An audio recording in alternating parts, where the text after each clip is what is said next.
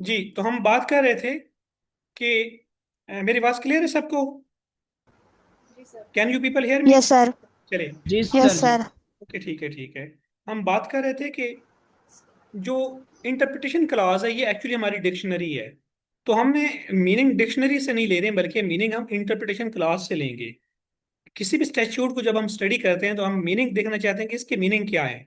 Meaning हम कभी भी जनरल मीनिंग नहीं लेते जो आप और मेरे माइंड में है, वो मीनिंग नहीं लेते, बल्कि वो जो मीनिंग स्टैट्यूट ने हमें प्रोवाइड किए हैं, उस बुक के अंदर जहां जहां में ये वर्ड यूज होगा वहां पे वही मीनिंग लिए जाएंगे जो उस बुक ने हमें खुद प्रोवाइड किया, मीन कि जो स्टैट्यूट ने प्रोवाइड किए हैं। स्टैट्यूट लफ्ज जब मैं बोलूंगा इसका मतलब ये लीजिएगा कि वो लॉ जो असेंबली ने पास किया है।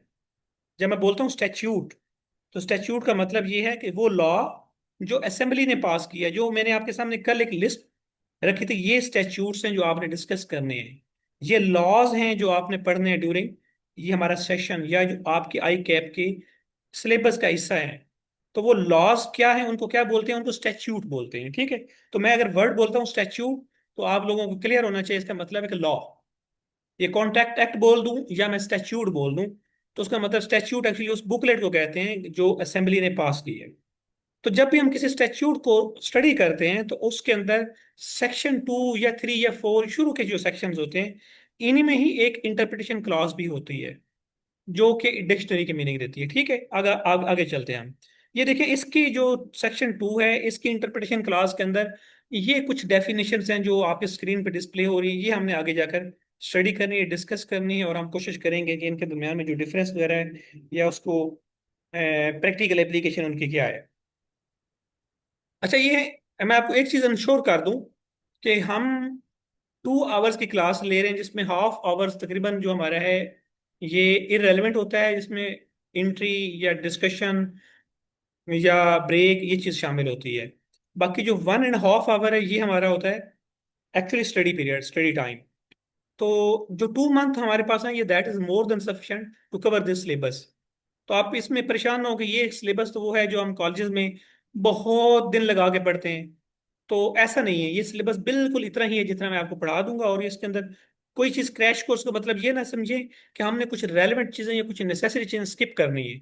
हमने कुछ भी स्किप नहीं करना। सारी नेसेसरी चीज़ें, चाहे नेसेसरी हैं चाहे वो नहीं नेसेसरी, अननेसेसरी हैं, अगर आपको सिलेबस का हिस्सा है और उसमें से कोई भी क्वेश्चन चाहे एक मार्क्स का भी आ सकता है, तो हम उसको कवर करेंगे। और इस कोर्स के अंदर विद इन 2 मंथ जो अपने टाइम फ्रेम दिया इसमें ये कवर हो जाएगा, ठीक है। और इतना कवर हो जाएगा कि हम 2 टाइम पढ़ लेंगे। तो इसलिए ये परेशानी की जरूरत नहीं है कि ये शायद ये जो क्रैश कोर्स है इसमें कुछ चीजें स्किप की जा रही हैं। हमने कुछ भी स्किप नहीं करना, ठीक है। तो हम डिस्कस कर रहे थे कि ये चीजें हैं ऑफर, एक्सेप्टेंस, प्रॉमिस, प्रॉम्सर, प्रॉम्सर, प्रॉम्सी, ये जो चीजें सामने आपके, इनको हम अभी वन बाय वन हम डिस्कस करते हैं, ठीक है। सबसे पहली डेफिनेशन, बिजनेस की पहली डेफिनेशन, कॉन्ट्रैक्ट की पहली डेफिनेशन, दैट इज ऑफर, या इसको प्रपोजल भी कहते हैं।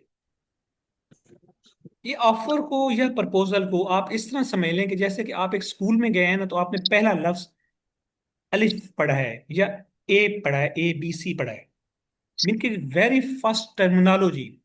तो बिजनेस की very first terminology, business actually starts from offer. तो बिजनेस जो हम कॉन्ट्रैक्ट एक्ट है इसकी जो बेसिक स्टार्ट होती है ये ऑफर से स्टार्ट होती है, ठीक है। तो ये आप जो अभी पढ़ रहे हैं ये टर्मिनोलॉजी, ये सेक्शन 2 जब हम डिस्कस कर रहे हैं, एक्चुअली दैट इज टर्मिनोलॉजी। ये अगर आपको ये क्लियर है तो आगे हम जैसे पढ़ते जाएंगे आपको क्लियर होता जाएगा कि अच्छा इसका मतलब क्या है, इसका मतलब क्या है, क्योंकि ये तो हम इंटरप्रिटेशन कर रहे हैं, मीनिंग्स पढ़ रहे हैं। तो मीनिंग्स का मतलब समझ लें कि ये आपके बेसिक्स हैं, वेरी बेसिक्स हैं, ठीक है। तो ऑफर को हम स्टडी करते हैं, ऑफर क्या होती है। बड़े गौर से, बड़े एहतियात से, तवज्जो के साथ बैठिएगा कि ऑफर क्या होती है। अभी ये स्टेटमेंट आपके सामने एक है, ये एक्चुअल स्टेटमेंट है। ये वो स्टेटमेंट है जो स्टैट्यूट के अंदर लिखी हुई है। When one person signifies another person his willingness to do or abstain from doing anything with a view to obtaining the assents of that other to such act or obstinance, he is said to make a proposal. ये please अपने mic off. हाँ ये क्या।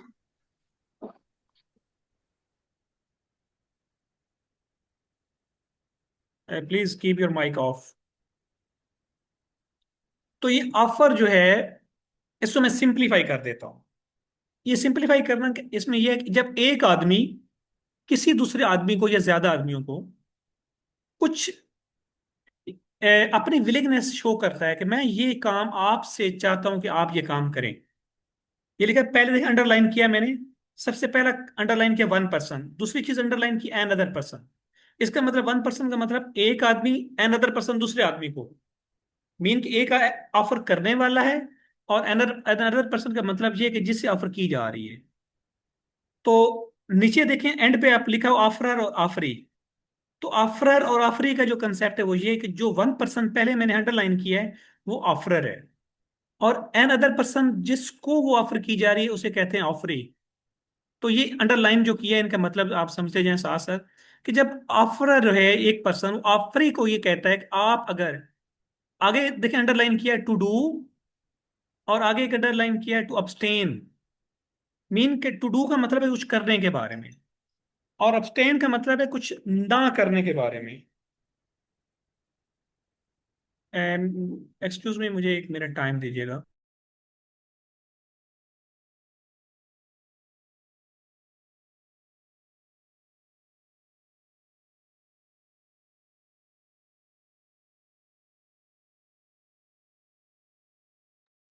जी, तो हम discuss कर रहे थे कि टू डू और अब्सटेन फ्रॉम डूइंग, ये दो सेपरेट चीजें हैं।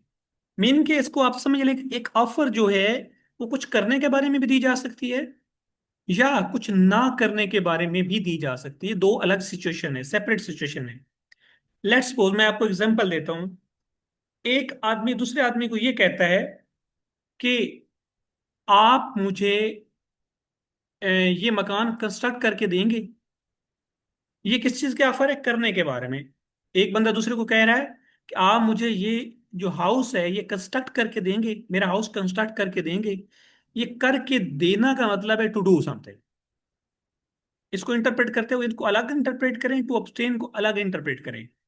To do, willingness to do, ये अलग है, और इसको अलग सेपरेट रखें, और टू अब्सटेन को सेपरेट रखें। अभी टू डू के बारे में हम सिचुएशन डिस्कस करते हैं कि लेट्स सपोज एक आदमी दूसरे को कहता है कि आप मेरा ये काम करेंगे, जिस तरह कि मैंने आपको एग्जांपल दी कि मेरा मकान जो है इसको कंस्ट्रक्ट करेंगे। तो ये टू डू के बारे में है। ठीक है। अभी मैं कहता हूं, आपको एक एग्जांपल देता हूं अब्सटेन फ्रॉम डूइंग की। एक अलग एग्जांपल है। मिस्टर एक्स है, वो मिस्टर वाई को ये कहता है कि अगर आप फलां बंदे के पास, मिस्टर सी के पास जॉब नहीं करेंगे तो मैं आपको एक अच्छी जॉब ले दूंगा। आफ्टर ऑफर क्या की गई है? अगर आप वो जॉब नहीं करेंगे, इसका मतलब क्या है? To abstain from doing. ये ऑफर है ना करने के बारे में, कुछ काम ना करने के बारे में, मीन किसी काम से रुक जाने के बारे में। तो ऑफर की जा सकती है करने के बारे में भी, और ऑफर की जा सकती है किसी काम से रुक जाने के बारे में भी। ये टू डिफरेंट सिचुएशन है, डिफरेंट सिचुएशन में ऑफर की जा सकती है। ठीक है। तो एक आदमी दूसरे आदमी को ऑफर करता है कुछ करने के बारे में, या वो ऑफर करता है कुछ ना करने के बारे में। तो दोनों किस्म की ऑफर हो सकती है। ठीक है। 1 मिनट मुझे टाइम दीजिएगा, जरा मैं पानी पी लूं।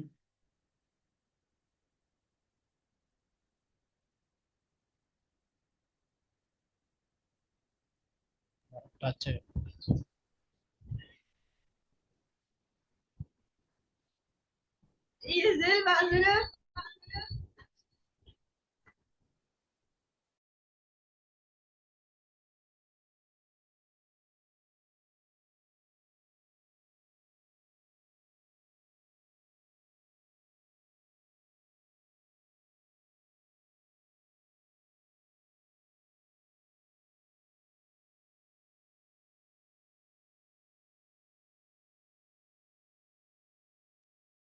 सर आपकी आवाज नहीं आ रही। जी, मैं बोल नहीं रहा, मैं पानी पी रहा था। चले, मैं अभी वापस आ गया हूँ। अभी तो आवाज आ रही है ना मेरी? तो यस सर आ रही है। पहली चीज है कि कुछ करने के बारे में ऑफर हो सकती है, या कुछ ना करने के बारे में ऑफर हो सकती है। और ऑफर करते हो उसकी, जो ऑफर कर रहा है उसकी जो व्यू क्या है, वो क्या चाह क्या रहा है, उसकी चाहना ये है कि वो ये चाहता है कि जिसको मैं ऑफर कर रहा हूं वो इस ऑफर के ऊपर अमल करे। मगर फॉर एग्जाम्पल मैंने कहा था ना कि आप मेरा मकान कंस्ट्रक्ट करके देंगे। तो मेरी क्या ख्वाहिश है, मैं क्या चाहता हूँ, मैं ये चाहता हूँ कि उस पर अमल करें, वो दे करके दे, वो कहे कि हाँ कर दूं। मीन कि वो मेरी ऑफर को एक्सेप्ट करे। जो ऑफर देने वाला उसकी विलिंगनेस ये है, उसकी जो इंटेंट है वो ये है कि वो चाहता है कि मेरी ऑफर पे अमल हो। ये अगर मैं ये कहता हूँ मिस्टर एक्स को कहता हूँ कि आप वो जॉब ना करें तो मेरे पास एक अच्छी जॉब ऑफर मौजूद है, तो ये मैंने उसको ऑफर दी ना करने के बारे में, टू abstain फ्रॉम डूइंग के बारे में। तो ये मैं क्यों दूंगा, इसलिए दूंगा कि मैं चाहूंगा कि वो वहां से रुक जाए। ठीक है, तो मेरी ख्वाहिश ये होगी कि वहां से रुके। ऑफर देने वाले की ख्वाहिश होती है कि इस जिसको ऑफर दे रहा है वो उस पर अमल करे, वो मेरी ऑफर को मान ले, एडमिट कर ले, एक्सेप्ट कर ले। ठीक है, तो ये कहते हैं, इसे कहा जाता है ऑफर। बड़ी आसान सी बात है। इसे प्रपोजल भी कहते हैं। प्रपोजल और offer, these are interchangeable words, these are synonym words. Both words are used in law, business law, in contract. ठीक है, तो आप प्रपोजल बोले या ऑफर बोले एक ही मतलब है। ठीक है, अभी ये जो बंदा ऑफर दे रहा है, the person who makes an offer, he is known as offeror. Offeror कौन होता है? The person who makes an offer. और ऑफरी कौन सा होता है? The person to whom an offer is made, he is known as offeree. Offeree का मतलब है कि जिसको ऑफर दी जा रही है। ये दो पार्टीज हैं। तो नेक्स्ट हम बात करते हैं, जिस तरह की ये एक एग्जांपल है, Ali says to Bilal, I will sell you my motorcycle. और उसमें कीमत भी बता देता है। तो इसका मतलब क्या है? अली ने एक ऑफर दी है। अली ने क्या किया है? एक ऑफर दी है। किसे दी है? बिलाल को दी है। इसके अंदर अली क्या है? अली इसमें आफरर है। बिलाल क्या है? बिलाल इसमें आफरी है।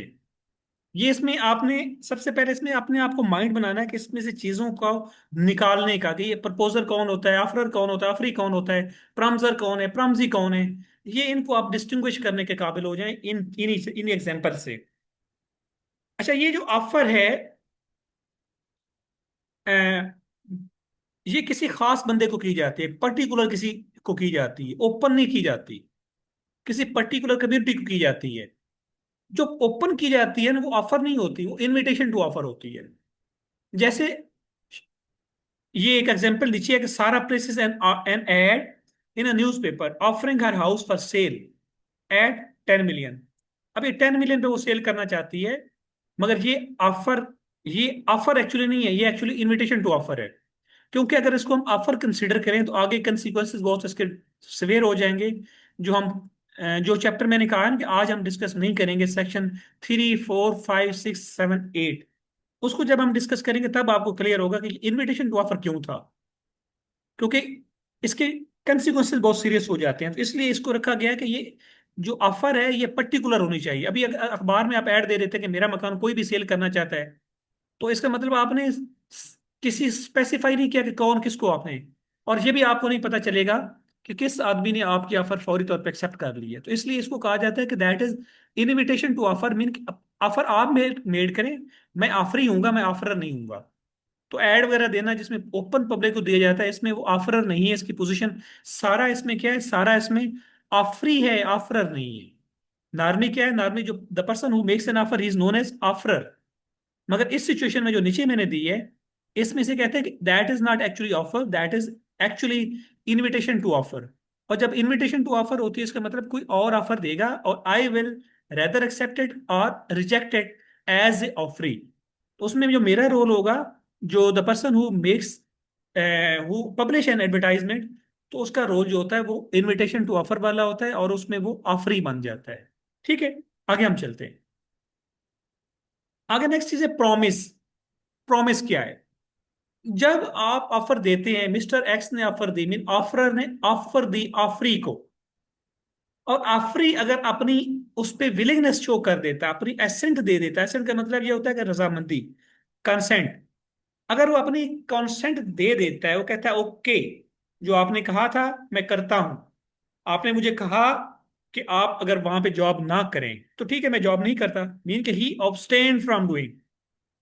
अगर आपने ऑफर दी थी कि एक बंदे को कि आप मेरा मकान कंस्ट्रक्ट करें, तो वो आगे से अपनी विलिंगनेस दे देता है, यस आई विल कंस्ट्रक्ट।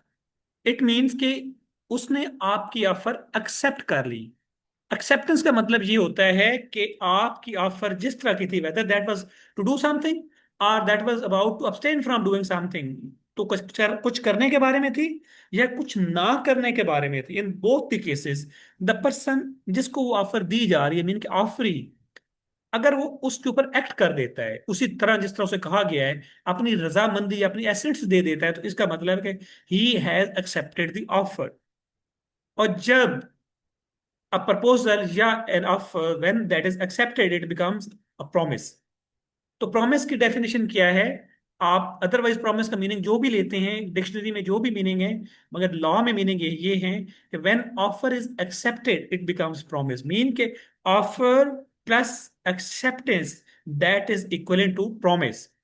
अगर आप इसको मैथमेटिकली लेंगे तो प्रॉमिस के अंदर दो इंग्रेडिएंट हैं, the first one that is offer and the second one that is acceptance. Offer के अंदर एक्सेप्टेंस मिलेगी तो ये प्रॉमिस बनेगा। ये उसी सिनेरियो को लेकर आगे चलते हैं। Bilal replies I agree to buy your motorcycle. उधर उसको ऑफर क्या दी गई थी कि would you buy my motorcycle, आप, तो उसने कहा कि यस। इसका मतलब कि उसने एक्सेप्टेंस दे दी। तो when offer is accepted it will become promise. तो यहां पे जब बिलाल ने एक्सेप्टेंस दे दी तो इसका मतलब ये हुआ कि प्रॉमिस बन गया। अभी next example, Ali offers to sell his mobile. Ali अपना मोबाइल सेल करना चाहता है। उसने ऑफर किया कि आप मोबाइल मेरा लेंगे बिलाल को। Bilal nodes in agreement and gives him cash. अच्छा, अली ने लफ्ज नहीं बोला, अली ने हाँ नहीं की, अली उसको कैश दे देता है या सिग्नल सिग्नल दे देता है अपने हेड से, तो फिर भी ये उसकी एक्सेप्टेंस काउंट होगी। तो ये एक्चुअली एक्सेप्टेंस जो होती है वो एक्सप्रेस भी हो सकती है और इम्प्लाइड भी हो सकती है।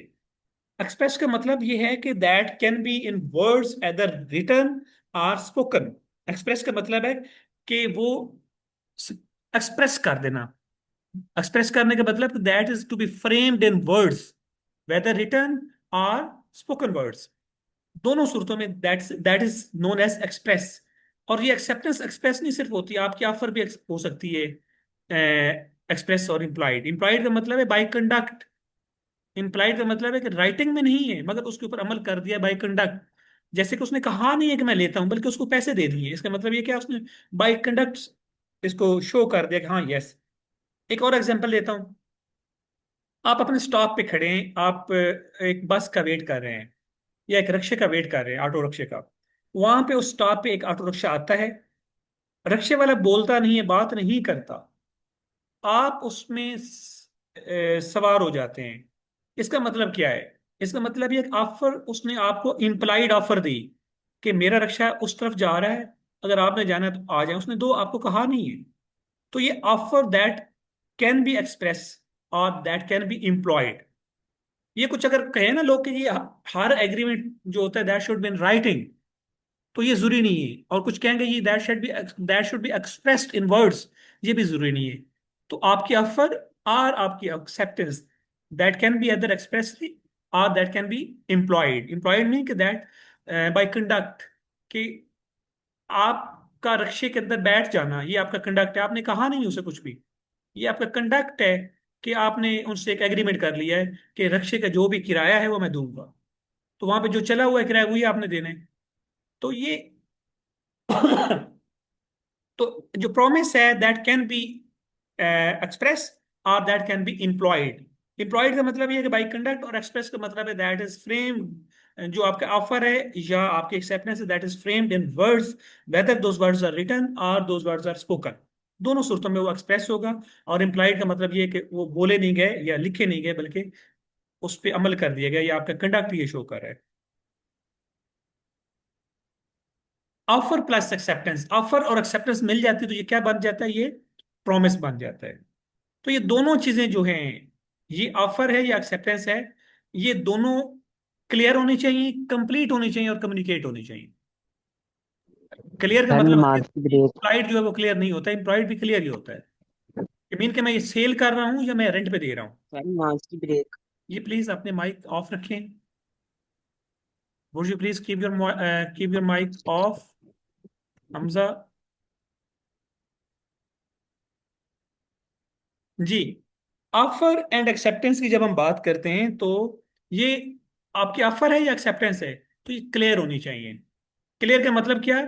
एम्बिगुअस नहीं होनी चाहिए कि जिसमें उसको कोई एम्बिगुइटी हो कि ये मुझे इसने सेल करने के लिए कहा है या मुझे इसने रेंट पे दे रहा है ये चीजें, ये किस बारे में है। ठीक है, तो आपके क्लियर होनी चाहिए कि मैं किस पर्पज, क्या क्या चीज है, कंप्लीट होनी चाहिए, कम्युनिकेट होनी चाहिए। ये चीजें हम आगे डिस्कशन करेंगे जब जो चीज हमारी मिस है ना, चैप्टर जो सेक्शन 3 to 9 उसके अंदर ये चीजें फर्दर आ जाएंगे। ठीक है, एक्सेप्टेंस जो है वो एब्सोल्यूट और अनकंडीशनल होनी चाहिए।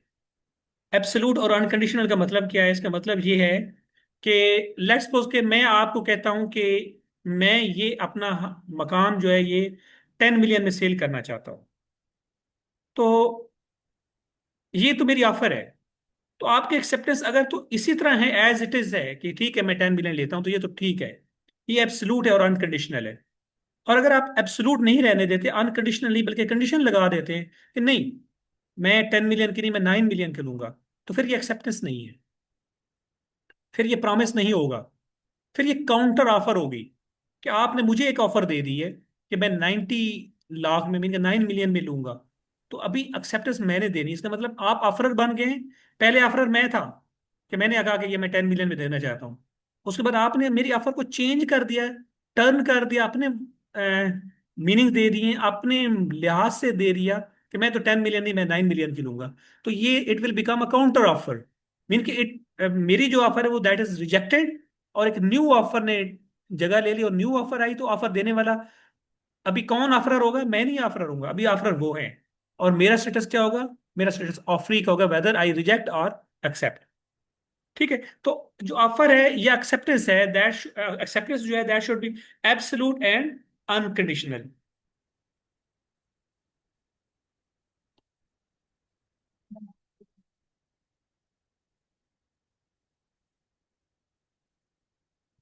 अह, 7:10 हो गए। हम ब्रेक करते हैं और हम 7:25 पे दोबारा वापस आएंगे। ठीक है।